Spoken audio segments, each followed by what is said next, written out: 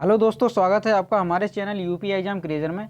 दोस्तों, कल के वीडियो में हमने आपको बताया था कि भौतिकी के क्षेत्र में किसे नोबेल पुरस्कार प्राप्त हुए हैं।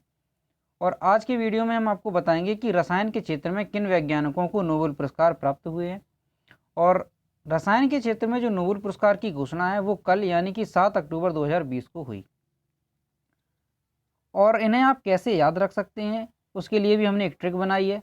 और एक ट्रिक में दोस्तों आपको बता दें कि एक ट्रिक के माध्यम से ही आप उनके नाम और किस खोज के लिए मिले हैं और उन्हें किस क्षेत्र में मिले हैं, ये तीनों चीज़ें एक ही ट्रिक के माध्यम से कवर हो जाएंगी। तो चलिए शुरू करते हैं। नोबेल प्राइज इन केमिस्ट्री 2020 2020 के नोबेल पुरस्कार जो रसायन के क्षेत्र में मिले हैं वो दो वैज्ञानिकों को मिले हैं। किन्हें किन्हें मिले हैं? इमैनुअल शार्पेंटियर, आप इन्हें शार्पेंटियर या कारपेंटियर दोनों पढ़ सकते हैं। और दूसरे वैज्ञानिक हैं जेनिफर डोडना। ठीक है दोस्तों, अब आप इन्हें याद कैसे रख सकते हैं उस ट्रिक को देखते हैं। ये देखिए, सबसे पहले तो आपको एक स्टोरी थोड़ी सी याद रखनी है कि एक जेनी नाम की बच्ची थी। उसने क्या किया, केमिकल लिया और कार को पेंट कर दिया। एक जेनी नाम की बच्ची थी, उसने केमिकल लिया और कार को पूरी तरीके से पेंट कर दिया। तो बस यही हमारी ट्रिक थी। अब देखिए यहाँ पे जेनी वर्ड, जेनी से हमारा बनेगा जेनिफर डूडना, जेनी से बनेगा जेनिफर डूडना। और कार पेंट कर दी यानी कार पेंट से बन जाएगा हमारा इमैनुअल कारपेंटियर। कार पेंट से बनेगा इमैनुअल कारपेंटियर। ठीक है दोस्तों, तो ये दोनों नाम हो गए। जेनी से बन गया जेनिफर डूडना और कारपेंट से बन गया इमैनुअल कारपेंटियर।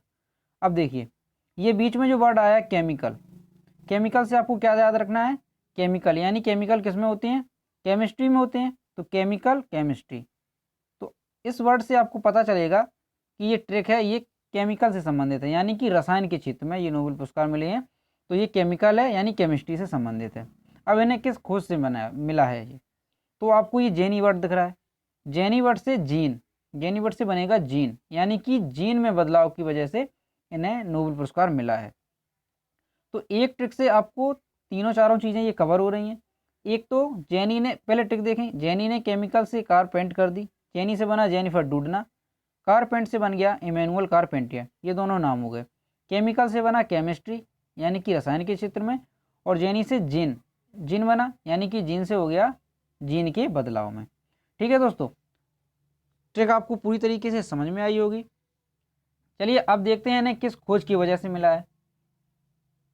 ये देखिए, जीनोम एडिटिंग के लिए इमैनुअल कारपेंटियर और जेनिफर डूडना को केमिस्ट्री का नोबेल, यानी कि जीनोम एडिटिंग, जीन में एडिटिंग के लिए इमैनुअल कारपेंटियर और जेनिफर डूडना को केमिस्ट्री का नोबेल मिला है।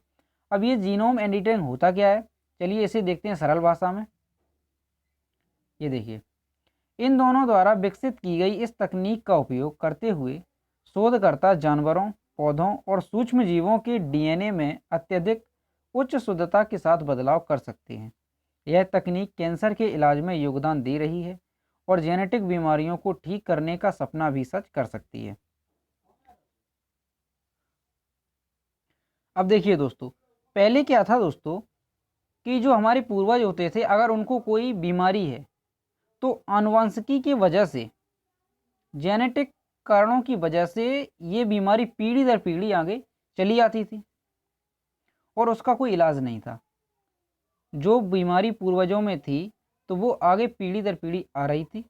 लेकिन अब क्या होगा, इस तकनीकी जब विकसित हो गई है, इस तकनीकी के विकसित होने से वो जो डीएनए, क्योंकि डीएनए ही उसका कारण होता था, जो डीएनए पूर्वजों में थे वही पीढ़ी, अगली पीढ़ी, फिर अगली पीढ़ी, वही डीएनए आते थे, तो वही बीमारी आ जाती थी। लेकिन अब क्या होगा, इस तकनीकी के बाद उनके डीएनए में परिवर्तन किया जा सकेगा। जैसे कोई पूर्वजों में बीमारी हुई तो अगली वाली जो पीढ़ी आएगी, डीएनए तो वही आएगा लेकिन उनके डीएनए में परिवर्तन किया जा सकेगा जिससे कि वो बीमारी ख़त्म की जा सकती है और आगे की पीढ़ी में वो बीमारी बिल्कुल नहीं आएगी।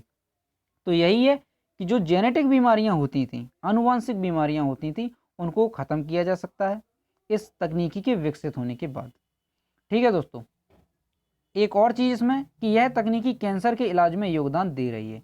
ये जो तकनीकी है वो कैंसर के इलाज में भी योगदान दे रही है और हो सकता है भविष्य में कि कैंसर का भी इलाज मिल जाए और कैंसर जो है सपना ये सच हो जाए ठीक करने का। ठीक है दोस्तों, और एक बात कि ये जो तकनीकी है वो जानवरों, पौधों और सूक्ष्म जीवों सभी के ऊपर लागू होगी, यानी कि सभी के डीएनए में परिवर्तन किया जा सकेगा। अब चलिए जानते हैं इन वैज्ञानिकों के बारे में। तो सबसे पहले जेनिफर डोडना। जेनिफर ए डोडना का जन्म 1964 में वाशिंगटन में हुआ था। वह यूनिवर्सिटी ऑफ कैलिफोर्निया बर्कली में प्रोफेसर हैं।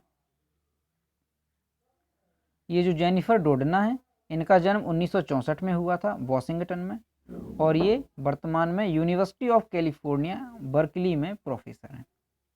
अब देखते हैं इमैनुअल कारपेंटियर के बारे में। वहीं इमैनुअल कारपेंटियर का जन्म साल 1968 में फ्रांस के जुबिसी सर ओर्ग में हुआ था। वह जर्मनी के बर्लिन में max Planck unit for the science of pathogens की निदेशक हैं। ये जो इमैनुअल कारपेंटियर हैं उनका जन्म 1968 में हुआ था फ्रांस के जुबिसी सर ओर्ग में। वह जर्मनी के बर्लिन में max Planck unit for the science of pathogens की निदेशक हैं। ठीक है दोस्तों, तो ये हमने जाना वैज्ञानिकों के बारे में और नोबेल पुरस्कार किसे मिला, उन्हें याद कैसे रख सकते हैं, ट्रिक के माध्यम से हमने आपको बताया। और अगर वीडियो पसंद आया हो तो इसे लाइक कीजिए, और आप लोग शेयर नहीं करते हैं प्लीज़ इसे शेयर कीजिए, और अगर चैनल पर नए हों तो सब्सक्राइब कीजिए। Thank you.